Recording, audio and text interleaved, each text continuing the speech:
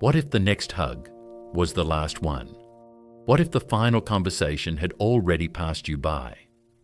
Most people miss the subtle signs that someone they love is nearing their final year of life, not because they don't care, but because these signs whisper. They don't shout. This video will reveal 6 subtle, emotional signs that an elderly person may be nearing the end of their journey. Some are easy to miss, but none should be ignored. Sign number 1, a sudden drop in energy or activity. It often begins quietly. They stop walking as far, they nap more, they miss appointments they never used to forget. You might hear, "I'm just tired today," more often than usual. This isn't just fatigue, it's a change in rhythm, a signal. I remember my grandfather. He had a routine. Every morning he'd be outside watering the roses. Then one week they wilted. He hadn't touched them. When I asked why, he smiled faintly and said, "They don't need me like they used to." That's when I knew. His energy hadn't just faded, it had changed direction, turned inward. Energy is a reflection of life force, and when that life force begins to dim, the body slows down long before the heart stops beating. Sign number 2, loss of appetite or taste for life. You might notice smaller portions, meals left unfinished. The words, "I'm not hungry," become more common. At first glance, it seems like nothing, but the body knows. Long before the mind understands, the body starts letting go. My friend Sarah's mother used to make roast chicken every Sunday for the whole family. One Sunday, she just didn't cook. She said the smell made her feel sick. It wasn't about the food. It was about detachment from routine, from life. Appetite is more than hunger. It's desire. When that desire fades, it's not just a physical change, it's a spiritual one. Sign number 3, withdrawal from social circles. They become quiet at gatherings. They stop initiating conversations. The phone rings, but they don't answer. They reply with one-word texts. Or not at all. They're not angry. They're not upset. They're just fading into the background. My uncle used to be the loudest person in the room. At his granddaughter's birthday, he sat quietly in the corner, smiling faintly. He left early. When I asked why, he said, "It's the young one's turn now." That wasn't just tiredness. It was him slowly releasing his role in the family, letting go of the stage he once owned. When an elderly person starts retreating from the world, it may be because they're preparing to leave it.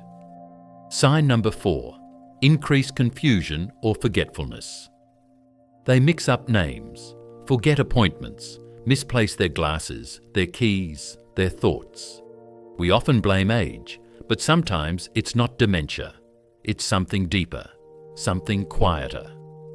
Hospice nurses call it terminal agitation or pre-terminal restlessness. It's the mind beginning to detach. My neighbour Marie once told her daughter to set an extra plate at dinner. "For your father," she said. But he'd passed 5 years earlier. That moment scared them at first, but later her daughter said, "Maybe Dad was just visiting." The mind wanders when it knows something is coming. It reaches for memories, for comfort, for home. Sign number 5, saying strange or reflective things. Sometimes they'll say, "I think I'll be gone soon," or "I had a dream I was floating." These aren't coincidences, they're glimpses. My cousin's grandmother asked, "Is Grandpa here?" I feel him near. He'd been gone for a decade. 3 weeks later, she passed. The things they say might seem strange, but they're often preparing us, preparing themselves. Their words aren't meant to alarm. They're meant to ease, to tell us, "I'm okay with what's next," and we should listen, not with fear, but with love. Sign number 6, sudden moments of clarity or peace. They've been confused for weeks, struggling to speak, drifting, then suddenly they sit up, smile, speak clearly, laugh. Some call it the rally, a sudden return of strength. Others call it terminal lucidity. It often comes days, or even hours, before death. My friend's father hadn't spoken in a week. Then one morning he turned, looked her in the eyes and said, "It's beautiful over there. Don't worry about me." He passed that evening. Sometimes the soul gives us one last gift, one last moment of light before it fades. If someone you love is showing these signs, don't fear the end. Cherish the now. Their time may be limited, but your love doesn't have to be. Say the words you've been holding back. Apologize, forgive, laugh together, cry if you need to. Because you will never regret the love you gave, only the moments you didn't. There's a story of a man who sat by his mother's bedside for 12 hours straight. She didn't speak, didn't move. But when he stood up to leave, she grabbed his hand. With her last breath, she whispered, "Thank you for not rushing." Presence is the final gift we can give, and often it's the most powerful. Why we miss the signs? We live busy lives. We assume there's always more time, more birthdays, more phone calls. But the truth is, the final year often looks like any other, until it doesn't. Recognizing these signs isn't about fear. It's about love, awareness, compassion. Questions to ask. Before it's too late. If you have the chance, ask them, what was the happiest moment of your life? What do you want to be remembered for? What advice would you give me for the future? You'll be surprised how much wisdom comes from a quiet voice in a dimly lit room. The gift of goodbye. Goodbyes don't have to be final. Sometimes they come in waves, through stories, shared meals, silent glances. The more we talk about death, the more we honor life. Let them speak.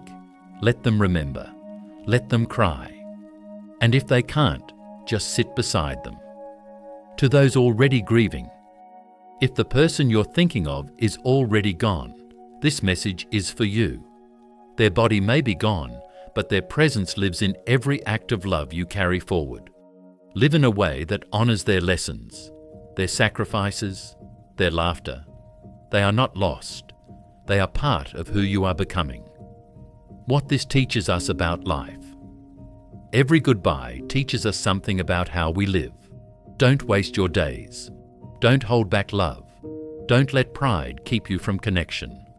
Because one day, someone will hold your hand in your final year, and what they remember most will not be what you said. It will be how you made them feel. The unseen grace in the final year. There's a strange grace in the final year. It slows everything down. It reminds us of what matters. It gives us a chance to love harder, to forgive quicker, to speak softer. If you've been given this chance, use it. There's something quietly powerful about being present at the end of someone's life. It changes you, not just in the moment, but forever.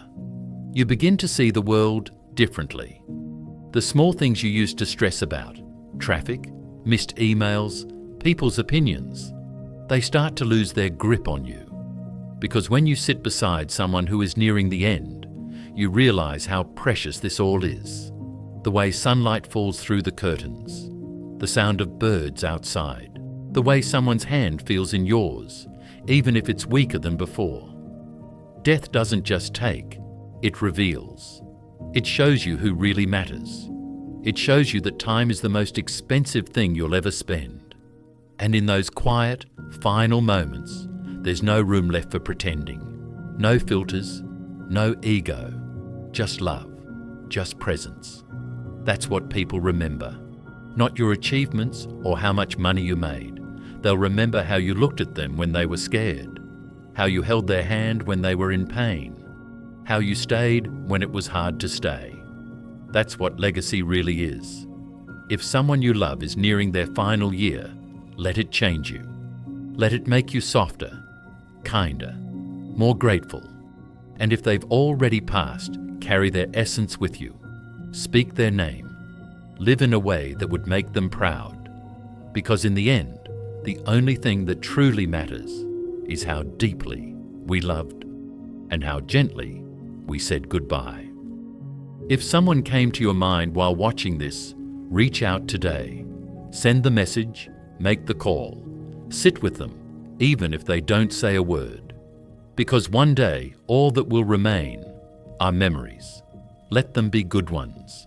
And to those who've already lost someone, you did enough. You loved them, you showed up, and love like that never fades. Thank you for spending time with us today. We'd love to hear your thoughts. Drop a comment below and share the one insight that stood out to you and how you'll apply it in your life. Your perspective matters, and your words inspire not just us, but the entire community. We read every comment, and it truly keeps us going. Thanks again for watching, and we'll see you in the next one.